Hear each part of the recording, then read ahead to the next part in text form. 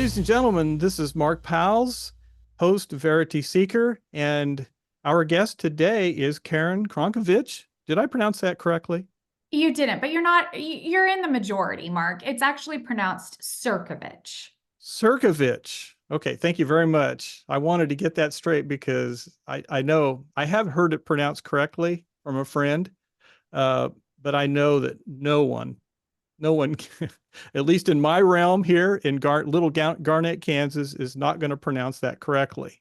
So I And appreciate that's that. okay. I actually tell people you don't have to worry about how to pronounce the last name. You just need to remember this Karen's going to fight for you.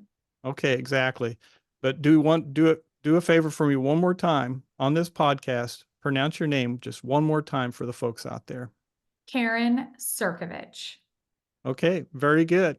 Okay, Karen, tell us a little bit about yourself, family, job, where you're located, anything you want to tell us. Yeah, sure. Well, first of all, I want to thank you, Mark, for being persistent and patient with me while we tried to get this scheduled. And I appreciate the opportunity to have an interesting and thoughtful conversation with you today. I was born in Michigan. I'm the daughter of a traveling salesman. And so we moved around a lot when I was young. We settled over in the St. Louis side of our Missouri.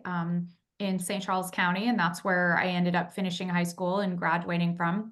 I had a brief stint. I went to Indiana University for one semester, and that broke my father's heart because my whole family are Michigan State people, and they have strong feelings about Indiana, especially the basketball team and coach at the time. And then I came back to Missouri and went to University of Missouri Columbia. After school, I got into the hospitality industry and I moved 4 times in 8 years and then settled here in Kansas, made my way to Kansas and settled in Johnson County 20 years ago. And when I moved here, I knew that I wanted this to be my last move. It was the ninth state that I had lived in over the course of my life. And I was in my early 30s.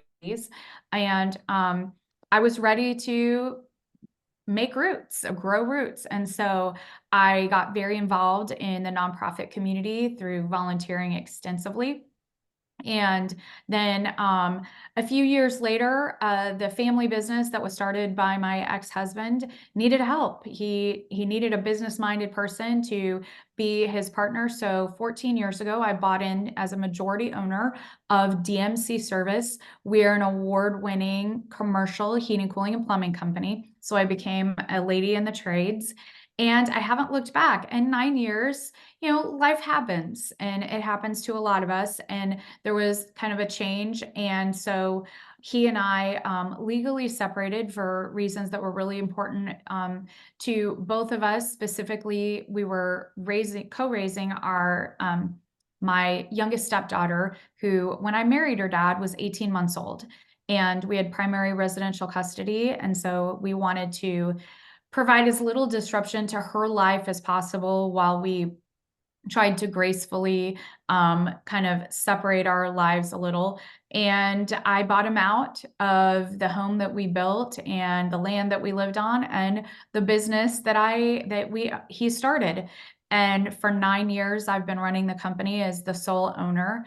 And proud of my stepdaughter. She graduated St. James Academy in 2022 and is getting ready to start her junior year at K-State. So for all those of you listening that are like, boo, she went to Mizzou, show me a little grace and know that I'm paying a lot of tuition in Kansas, K-State. So There you go. I try to balance it all out. I live up in Johnson County, unincorporated, and so I'm in one of the few left rural areas in Johnson County. That's where my business is based, and that's what I'm proud to now call home. And I love Kansas. I love Kansans, and it would be the honor of a lifetime to serve Kansans in a way that we deserve and a way that would make us all proud in Washington, D.C. Okay. Thank you, Karen. And I want to remind the people that you are running for U.S. House Mhm. representing the third district. I don't think I mentioned that in the beginning. 3rd District of Kansas. Yes. So I've got a list of questions here, and they are not the usual wishy-washy questions. And I appreciate you coming on to try to take these on for us. Okay. Now here's the first one. What should be the proper role of the states in relation to the U.S. general government, which is where you will be working in, the entire system is actually a federal republic. Uh, in other words, where do the powers of the state begin and end, and where do the powers of the U.S. general government begin and end as far as you're concerned? You will be in the U.S. House. So, So, first of all, I do appreciate hard-hitting questions, and tough questions. And um, what I always kind of rely on and go back to is the US Constitution. And the US Constitution was put in place. I think it's one of the most beautiful and elegant documents ever constructed. And there is a place for federal law, but I do believe that governing is best decided closest to home. And so I will always fight for a smaller federal government, that the states need to be the states need to be the deciders of their own rules, laws, regulations. And even with the states going down to the local level, local jurisdictions should have their autonomy to make their laws and regulations. So I am a firm believer in governing closest to home. And there are times where obviously we need a federal government to control our currency, for example, to wage war against foreign adversaries. But I do think I am for limited government.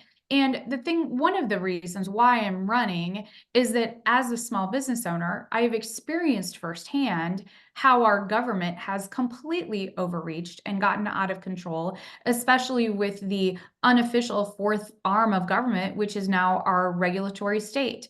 I mean, I am greatly concerned that we have over 400 regulatory agencies, all run by unelected bureaucrats who are making rules that become laws every single day. And these rules and laws, in many ways, I believe, are not constitutional. Congress has, delegated their lawmaking authority per the Constitution to these agencies, really in a way that Congress should not have. And it gives me a lot of concern that every single year, on average, these agencies make over 4,000 rules that become law. And when you look at the average Congress and how many laws they pass, it's more like 50 to 60, less than 100. And that just, I think, is a bold kind of example of how far our regulatory state has gotten out of control. So I took you on a little bit of a windy road to just share part of the reason that drove me to this was the gross overreach of our federal government, and how I do believe that many of these things that the federal government does are better handled at the state level. okay, very good. Yeah, so going back in time to 2020, I'm not going to mention the word, okay, because I've been shadow banned a lot. Um, if you're in the US House and we have an emergency, okay, so me personally, I believe that sometimes they're engineered and created to expand the US general government. Uh, if there's another emergency and there are mandates um, coming out of the general government where you will be working, what's going to be your reaction as a U.S. House representative representing our district in Kansas? I will fight against all mandates. First of all, looking back in that period of time of 2020, 2021, even, kind of bled into 2022 a little, Hmm. um, the absolute gross overreach of government at all levels. Mhm. trying to, let's talk about the vaccine mandates. I am absolutely against the federal government or any level of government mandating that anyone get vaccinated. Now, do I think that kids should get the polio vaccine? Yes, I do. I think the polio vaccine has done some good. Do I think that they should get the German measles vaccine? Do I think that some of the vaccines that we've had since, the 60s and 70s are ones that are, the ones that I got as a child, the, 12 or 14 that I got as a child? Do I think those are good? Yes, for the greater good, yes, but they're still not mandated. And that's where I think it's really important distinction is that parents have the decision to decide, do they want their children vaccinated? You fast forward 4 or 5 decades, and I mean, there are literally, I don't know the number, but there are an exponential amount of additional vaccines that are quote unquote in the, when your children are young in that cycle. And I find that extremely concerning. Mm. And I think some of these are not well tested. I think the FDA is absolutely a corrupt organization that is in bed with big pharma. And I'm always going to fall on, if you want to get vaccinated, that is your choice. There should be no one to tell you to do it, not to do it. And I fall back to when I was running my business during that extremely challenging and frustrating time. We had customers that, as a service contractor, we do work in senior living centers. And some of our senior living centers said, hey, we have a vaccine mandate. If an employee is going to come work here, they've got to be vaccinated. And, at the risk of losing a customer, I told my employees, if you get vaccinated, that's your choice. We will ask for the vaccination card just because if we have customers, we need to show and have proof that you were vaccinated. I don't want to lie about these things. We'll ask for that. But if you choose not to get vaccinated for whatever reason, then that's your choice. I support that. And we will shuffle the schedule and work around it so that we can meet our customers' needs in the way that they are demanding. And if we get to a point where we can't meet their needs in a way they're demanding, then we will no longer be their provider. And it seemed we were able, even though we're a small but mighty company, we were able to make it work where we were able to meet our customers' demands and needs that they were asking for, and still honor the bodily autonomy of my employees. And I think that that is a way that we should always move forward, is that your body, your decision when it comes to vaccine mandates, masks. I mean, we all know the masks weren't working. We all know that, now we know the social distancing even was just made up. And yet at that time, you know, millions, if not billions of dollars were spent on floor stickers telling us where we could stand in line, and masks were running out, and yet they weren't protecting us.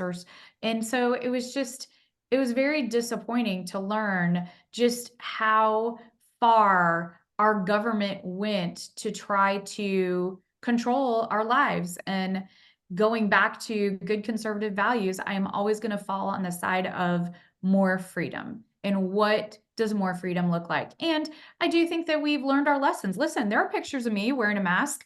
I did the same thing that most Americans did. I put it on and just kind of, was like, okay, well, this is what we have to do. And, it wasn't until later that I was like, gee, why was I even doing that? That was stupid. And so I think that a part of the human existence is learning and growing and evolving and continually questioning the status quo, questioning what we're being told. And I think what that period of time taught us is we've got to be more vigilant in questioning when our government is trying to tell us what to do, or with ourselves or anyone else, really.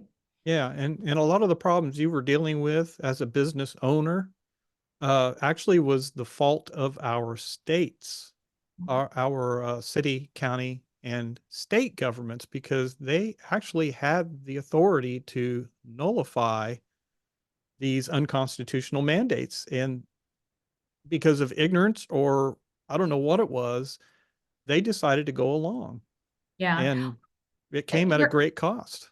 it came at a great cost. And I mean, look at whether you whatever people's personal feelings are about Governor Christie Nome. One thing I will always respect that she did during that period of time is she stood up against, she asked critical questions. Is this within my purview Hmm. to shut down schools, to close businesses? And, I remember hearing her speak a couple of different times, and she was like, no, I do not believe I have the South Dakota Constitution does not grant me this right to do this. So I'm not going to do it. And we're going to stay open. And you know what? We watched South Dakota thrive.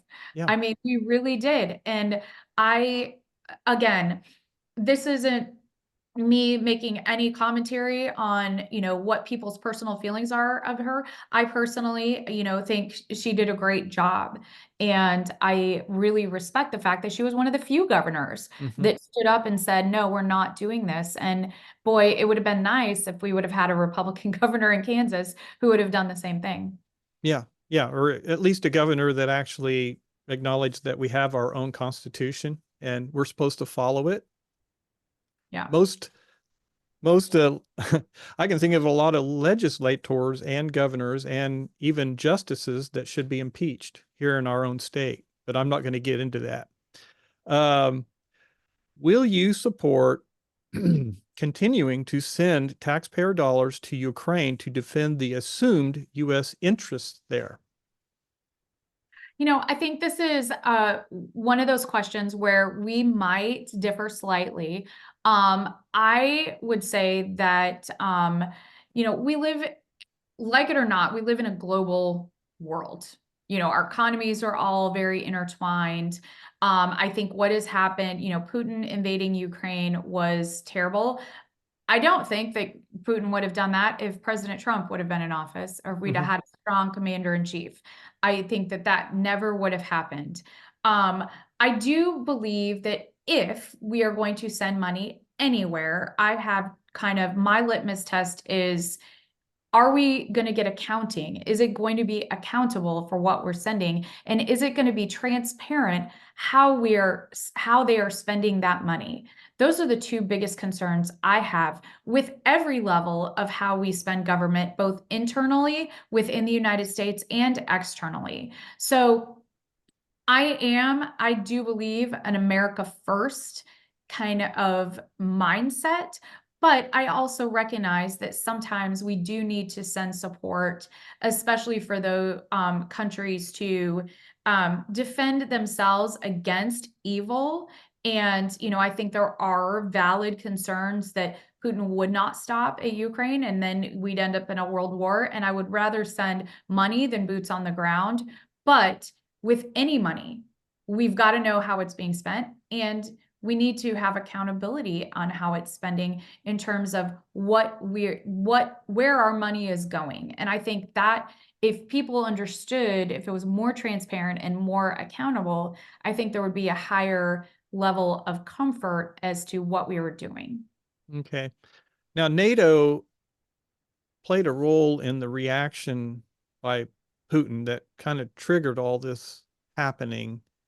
Um, and again, that's a kind of a complex situation, which is always the case with these undeclared wars. And by the way, the U.S. Congress, we can't go to war. We can't do these things without the approval of U.S. Congress. So, see, I still don't, to this day, understand how all that even got started without the approval and consent of U.S. Congress. Um, it's just very complex, and I think the administrative state, the deep administrative state, has a lot to do with that. But U.S. Congress needs to, um, get a backbone and start saying no to some of these things. And you don't. It doesn't matter whether Trump is in there or not. If U.S. Congress would say no, Mr. Biden, you're not going to do this. Actually, they're talking to the deep state when they said Mr. Biden, but um, I think Putin would have stayed back. I really do. But yeah, you answered that question. So let's go on to the next one. Here's one that we're going back in time. Uh, to something that I still think is a problem, and it is our election integrity. And this should matter to you too, because I know that there is fraud in the state of Kansas. And I think there's cheating at every level of government in our election system. It's always going to be that way, but we need to perfect it as much as possible. And here's my question. In your opinion, did enough fraud, ballot stuffing and so forth, and remote tampering occur in the 2020 presidential election to warrant a pause in the electoral count for former U.S. Uh, Vice President Mike Pence? Should he have paused and caused an audit and possibly gone into the 12th Amendment of the Constitution, which the 12th Amendment is a process to resolve this issue? We didn't do any of that. We just went on with the election, counted the electoral counts, and here we are. Right. Did you think there was enough fraud?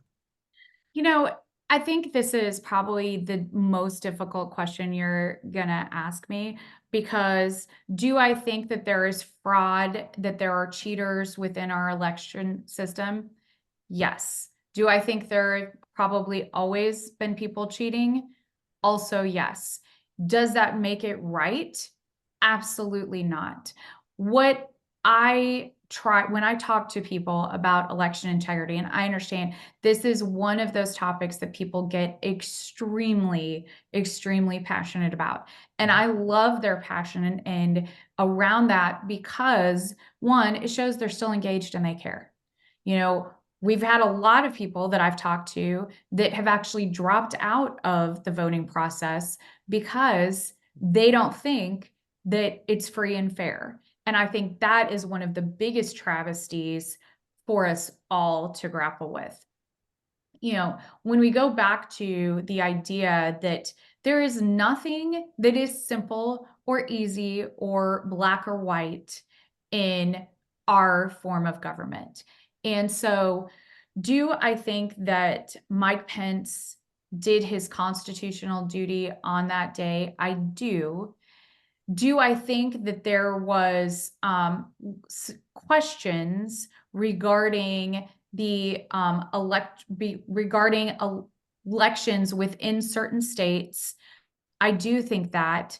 The unfortunate part is that by and by, up until that day where they certified the results, there wasn't able to find any evidence of widespread. It doesn't mean that it wasn't there. It means that they weren't able to find evidence. And so I think that the difficult thing is that the clock starts ticking and you've got so much time to be able to make your case, and then you've got to keep going forward, unfortunately. And I think that I do think that Mike Pence did his job. I know that in some circles that people, that's probably an unpopular opinion, but what I'd rather focus on, and what are we doing going forward? You know, I think it's a really interesting idea to have a national voter ID, not as a government overreach into the states or their elections, but I do think if we had a national ID, you know, we all have social security cards. Why couldn't we have a voter ID card? That would at least prevent um, some of the claims that somebody's registered in Kansas and Texas and Florida and New Mexico, and they're voting 4 times in 4 different states. We would be able to hopefully clean up the voter rolls a lot more cleanly and efficiently. And then let the states run their own elections however they best see fit. And I had something else, but I lost it. So it's one of those things that, as somebody who wants people to vote for her and wants those people to only be citizens per our Constitution, and I want every vote to be counted once and accurately and recorded accurately, I think we need to continue to put laws and regulations in place that ensure that that happens, and help giving voters confidence that we have free, fair elections that are being recorded accurately. And that one, if we can move the needle forward on that, the more people that vote, the easier it'll be to prove that there's fraud. Because when we have super low voter turnout, I think it makes it more difficult to prove that there's fraud than if there is a widespread turnout. Because then, you can account for 1-to-1, this person voted, here's a tally vote. Where I think things get muddled is you have so many registered voters and more registered voters voted than we have registered. Clearly there's a problem, but where do you find that? So I guess that's kind of where I stand on this. Okay. All right. If elected, if you replace Sharice Davids, okay, for U.S. House Representative representing District 3 of Kansas, would you promote or support continuing the investigation on the Biden family? Absolutely. No one is above the law. Not the president. That's the wonderful thing. The president isn't our king. He is not, this is not a monarchy. He is not Sir Excellency. He is the President of the United States, and he and his family should be held to the same level. And in fact, should be held to a higher standard, in my opinion. But at a minimum, the same level of lawfulness. And if he broke the law, if his family broke the law, I have serious concerns about the Biden criminal family. I mean, it seems like there is a lot of things to be concerned about. How they got their payments, Hunter Biden, all of the different shell companies. All of these things are things that Americans should be gravely concerned about. And so we should hold him accountable, as well as every other person. I mean, Goldbar's Menendez, or, Senator Menendez. Is it Senator Menendez? Did I say his name? Menendez, yeah, yeah. Yeah. I mean, he was just convicted and he's still telling people he's innocent. I mean, that's the evidence is overwhelming that he's absolutely not innocent. So I think we need to hold anybody in our country accountable to following our laws. Okay. Karen, is there one president out there that obeyed his oath? I would say his or her, but we haven't had a her yet. We haven't His had oath of office to the Constitution while serving as a U.S. president. Are there any out there in you the know, past? In the past, I think there are a few of my favorites for different reasons. I think that President Coolidge probably did the best job, given kind of more, I use the words quote air quotes, modern times, modern-ish times. I think he is the best example of somebody who really fiercely defended small government, states' rights, following our Constitution. It was I also go back to and have enormous respect for George Washington. I mean, before we even had term limits, before we had many of the amendments within our Constitution that we have today, his ability and wisdom of stepping down after 2 terms, even though overwhelmingly people wanted him to continue, but he stood strong and said, absolutely not. We must pass the torch. I still get like a little verklempt and, kind of goosebumps about, because when you think about the pressure back then that he was probably under to stay in that role, and he did what was for the best of the country. I mean, we all should have enormous respect for that man and what he did for America in setting us up for success 248 years later. Mm-hmm. Those were two good choices, by the way. Thank I, you. I'm with you on those for sure. Okay, now we're getting into some topics here that I'm just going to throw them all together. Okay. Okay. Here it is. If elected U.S. House Representative representing our district of Kansas, okay, you're in there. We have these organizations. I consider them foreign organizations in many ways. Okay, we have the WHO, the World Health Organization. We have the United Nations, the UN Sustainable Development Agenda 2030. We went through the Agenda 21 and we found out what that was about. We have the WEF, World Economic Forum. We have now this is, people don't see this as a foreign agency, but the CDC, the Center for Disease Control. Okay, I've listed a bunch here. What's your position being in the US general government? What's your position going to be on these entities when it Yeah. comes to mandating laws, giving up sovereignty, the states? Tell us We what you're thinking. universally, I feel that the United States of America is a sovereign government. We should not enter into treaties that give up that sovereignty or our decision making.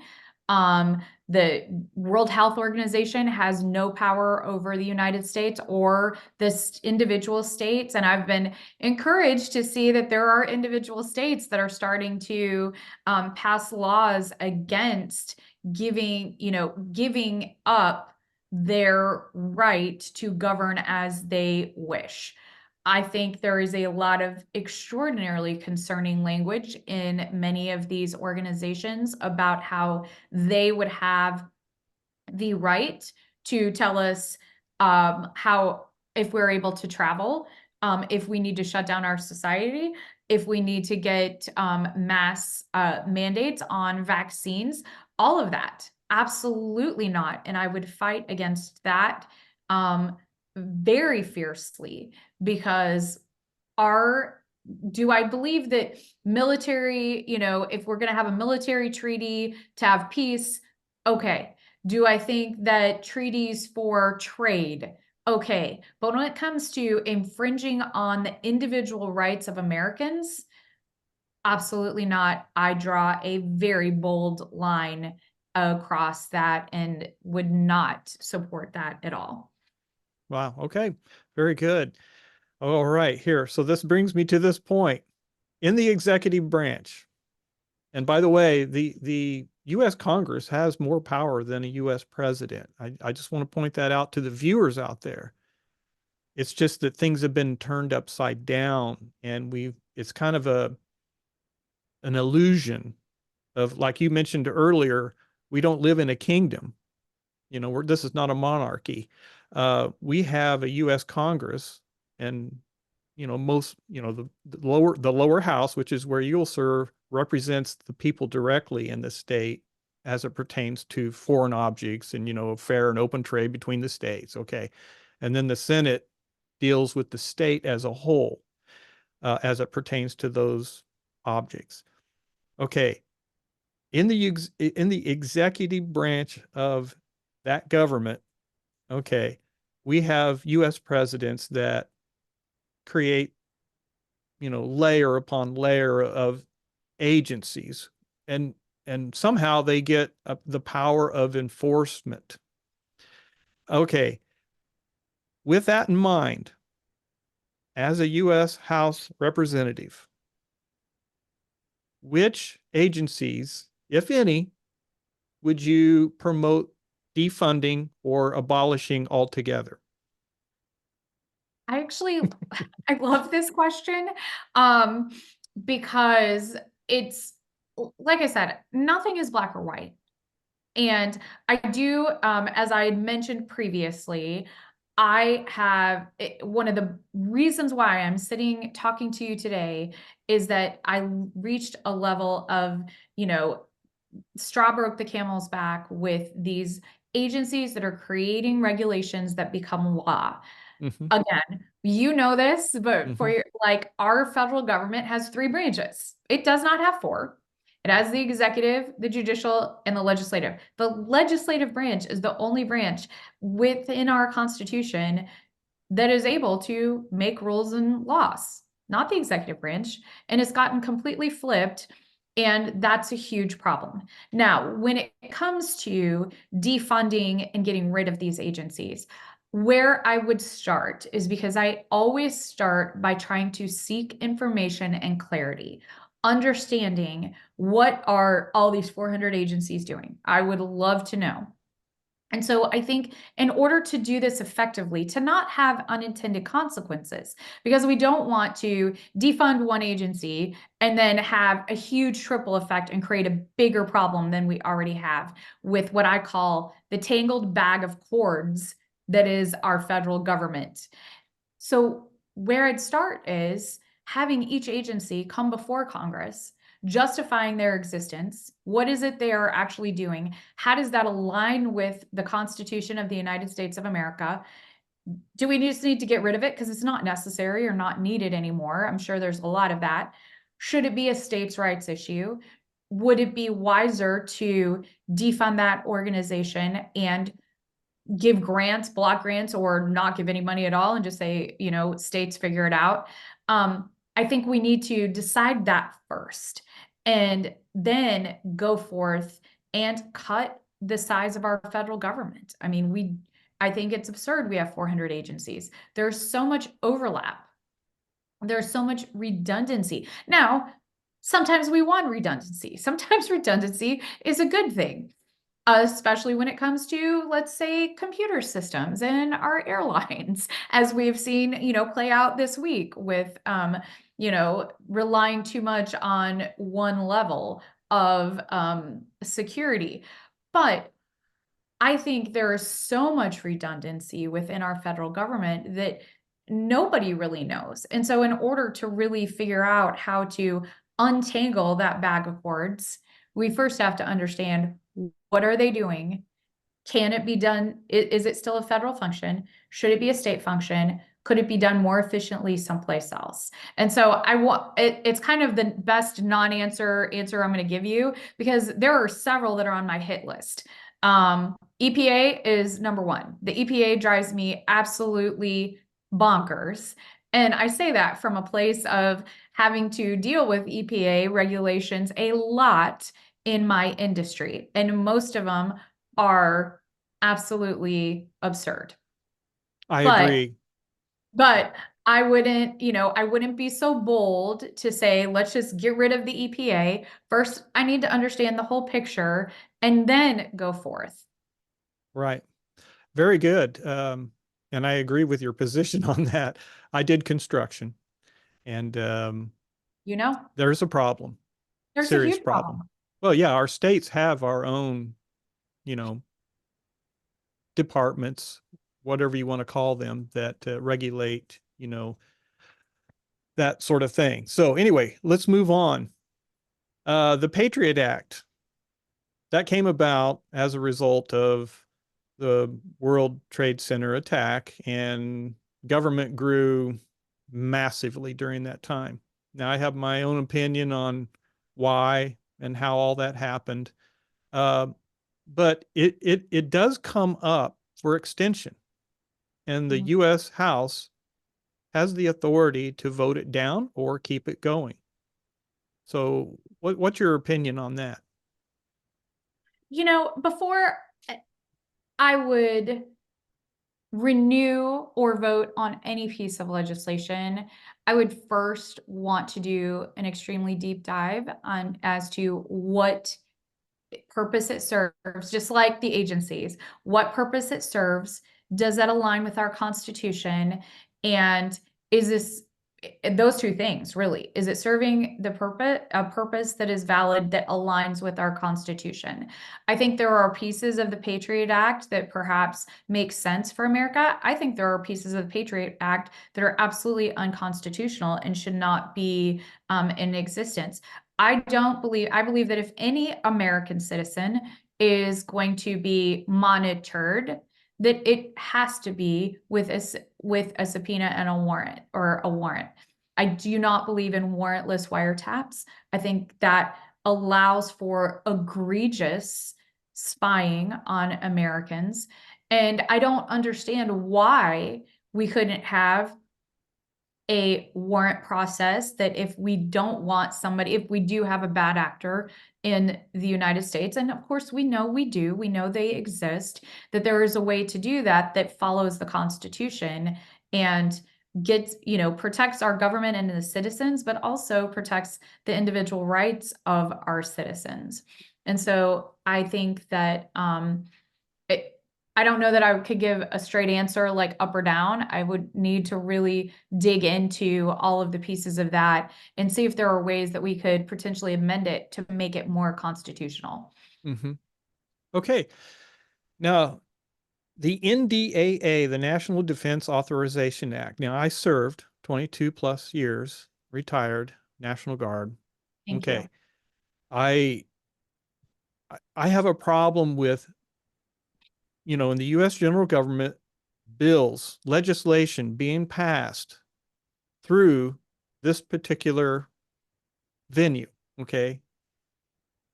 It we put crap in there, we put junk in there. And if you vote against, an omnibus bill or something that's going through the NDAA, you hate military people and you don't want them to get paid. Okay. That's how they do it. We've had so much junk passed through this particular way. Would you support separating military pay and pensions from the NDAA to prevent unconstitutional and wasteful spending to be passed? You know what it's all about. It's bills that will enrich the military industrial complex. If you look at the NDAA, the military pay and pension, I'm not saying the military pay and pension is bad. It's good. Okay. They're getting enough, in my opinion. But this massive amount of money that's being spent on enormous amounts of weaponry and all sorts of things, contractors, things like that, that are outside of that.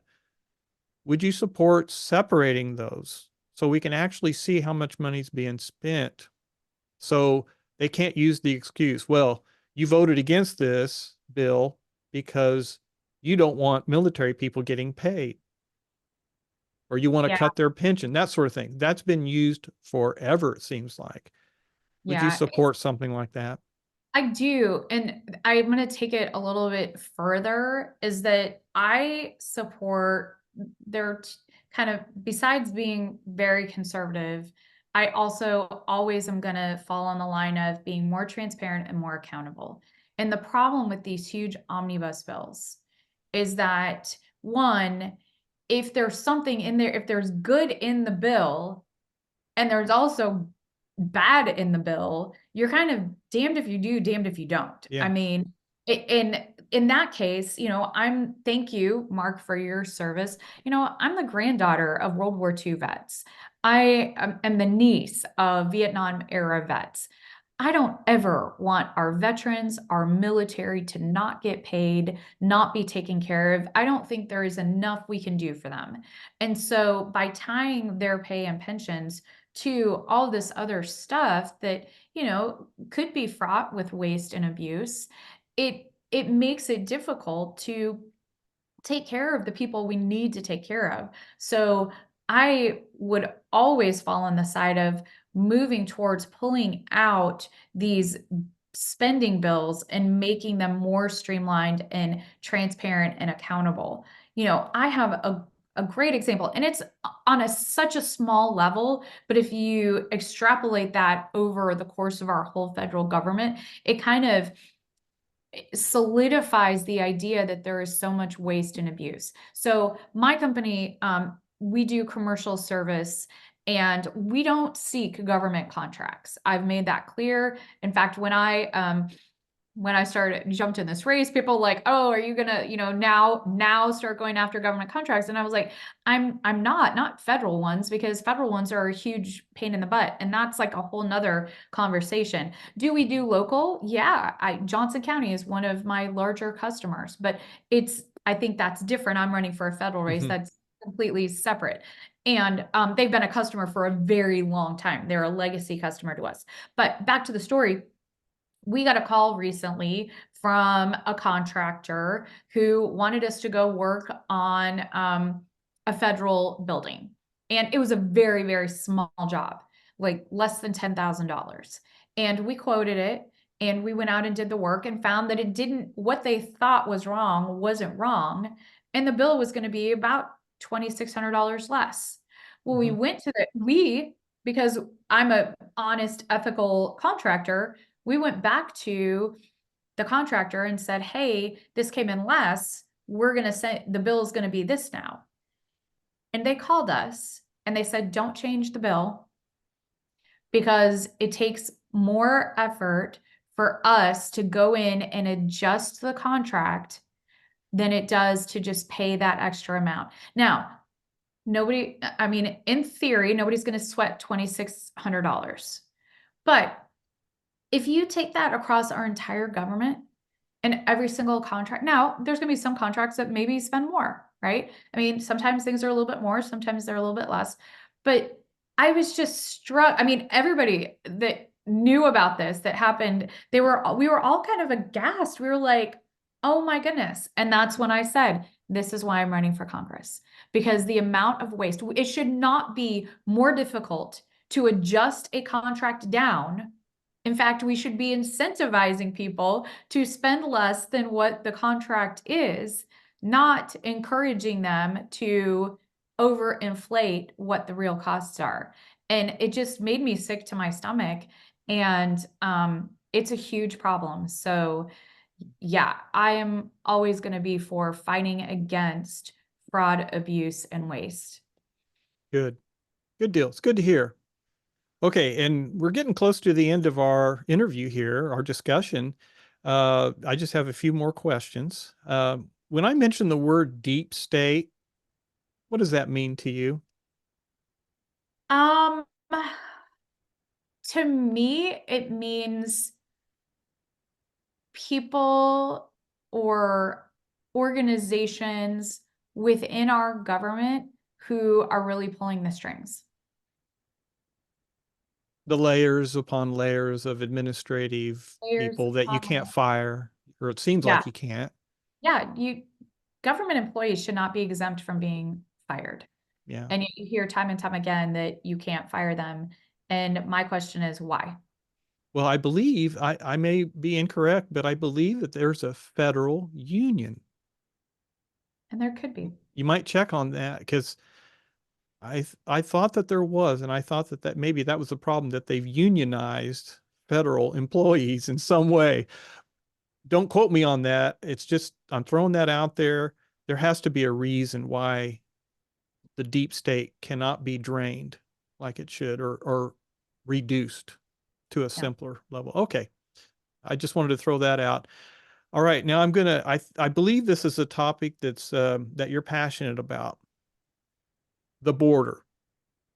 Okay. What measures will you fight for to protect the state of Kansas for an obvious, to me, obvious invasion that was engineered by, in my opinion, Director Mayorkas of U.S. Homeland Security, another one of those agencies. That's my opinion. I can't prove that. I'm not going to.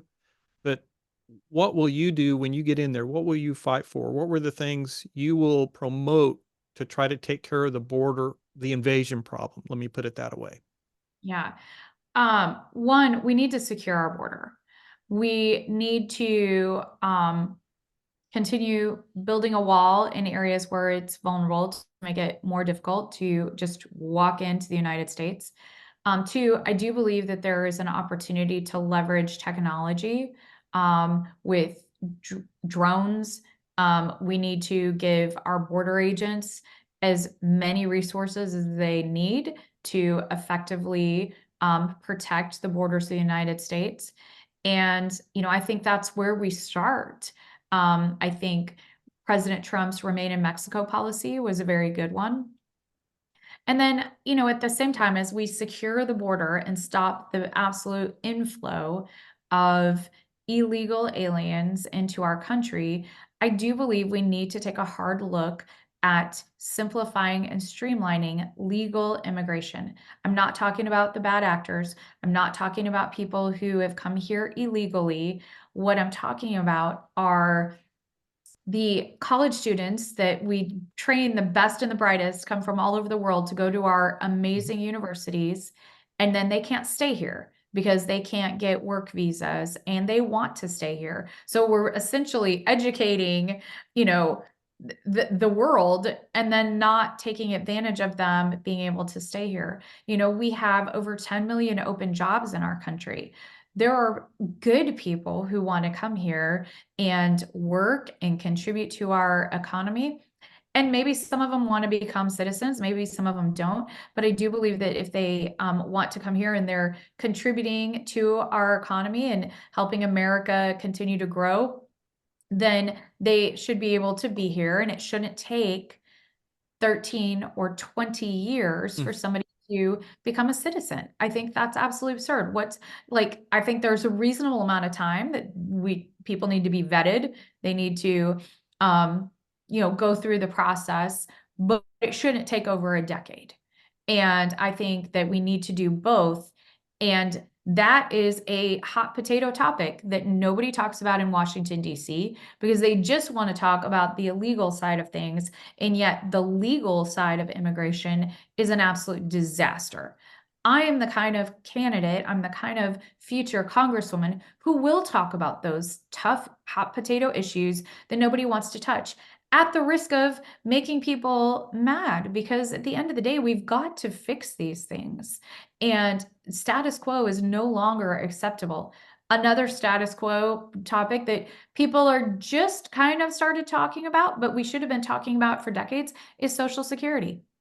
The Social Security Trust Fund is going to be bankrupt in 9 years, less than 9 years. Every day that ticks by where we are not tackling this issue is another day that we lose, and we are getting closer and closer to the break point where we're not going to be able to fix it properly. You know, my concern are the folks who are currently on Social Security or soon to be on Social Security. And in 9 years, if we don't fix this, they're going to get a 21 to 25% cut in benefits. That will be catastrophic to those individuals, many of which are living on those checks. And so we have to address this. And I have the experience of tackling really tough issues, getting in a room with people and saying, okay, now let's figure this out. We've got to fix this. And that is one of the reasons why I'm running, is because I am willing and able to have those tough conversations, come up with common sense solutions that help the most amount of Americans and mitigate the ways that would hurt us, because we're all going to be hurt if we don't fix these big problems. Okay, very good. Okay, we're getting to the end of our interview here, and I really appreciate your answers. One last question. Why is it necessary to replace Sharice Davids to represent Kansas District 3 in the U.S. House with you? Well, the best reason is that she is not who she says she is. She is absolutely unaligned. Like what she says, her communications. Listen, I will say two things that are positive about Sharice Davids. One, she appears to be a very nice person. She appears. I Mm-hmm. hear that a lot from a lot of people. She's nice. Listen, number one, just because you're nice does not mean you're effective at your job. So let's just push that to the side. And then the second thing is she has a pretty good communications team, because they have done an effective job at convincing members or citizens in our community that she's doing a good job. Here's the thing. She's not. She is not a moderate. She is anything but a moderate. She sits on the Small Business Committee, and NFIB gives her a 14% rating on her small business voting record. She is, you can't really call her a member of the squad because she doesn't hang out with those people publicly, but she certainly votes with the members of the squad almost every single time. When people peel back or blow through all of the smoke, they see that we really have a very, very radically liberal person serving members in or citizens in our district, but pretending that she's a moderate. And for me, and for a lot of other people, that's just not acceptable. If she were, I'd almost think it was better if she would just say, "Yeah, I'm a raging liberal." Then we would know. Then that would be honest and transparent.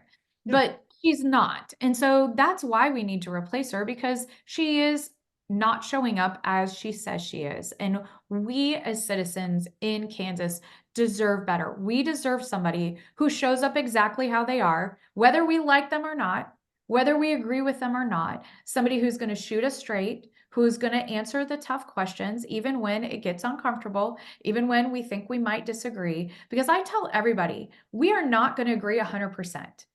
And you know how I know that? I don't even agree with myself 100% of the time. And so I don't expect you to agree with me 100% of the time. But what I commit to every single person is, one, shooting you as straight as possible, being as straight as an arrow on what I believe, acknowledging when it's not my area of expertise, but committing to circling back and learning and understanding, asking tough questions, and trying to seek understanding on the, multitude of issues that we have that are facing us. But then also prioritizing the ones that would positively affect the most amount of people.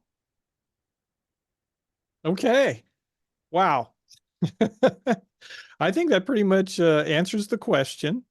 And if people don't support you for that, then maybe they need to do some more study, because I'm ready to replace her too. I think she needs to be replaced. I'm showing my bias. I shouldn't do that as a podcaster interviewer, but this is a crucial year, election year, and I'm getting tired. Basically, we just don't have time to be politically correct, or um, shall I say, play fair anymore. So this year, I am showing my bias, and I am putting my support behind you. Well, thank So, you. yeah. And we don't agree on everything, as you said. And that's okay. I mean, when did it become not okay for people to respectfully agree to disagree? Yeah. When did we cross that barrier? And that's part of the problem within our Republican Party right now, and really, I mean, nationwide. But within our own party, we hold people to such the 100% you must agree with me on all things. Well, that's absolutely impossible if you think about it, with how, we say we want a big tent, right? We say we want the Republican Party to welcome in more people. And then we start putting all of these, well, you've got to agree with this, and you've got to agree with this, and you've got to think this way. And I'm like, guys, that's not the definition of a big tent. And so if we're going to win, which is what we want to do, because conservative values, conservative ideals better serve our country and our citizens, then we have got to stop bickering amongst ourselves on the very fine details. As a Republican, one thing I know we both agree on, Mark, is that smaller government's better. More freedom is what we want to strive for. And if we can do those two things, then, all of the rest, we can continue to listen and debate and agree to disagree on some of the issues. That's right. Listen up, folks. Good advice. All right. Crnkovich. Did I pronounce that right? You got it. Oh, man. Okay, I'll keep practicing that just to make sure I don't lose that. Candidate for U.S. House representing Kansas District 3. She needs your vote. This is Verity signing off. Thank you, Karen.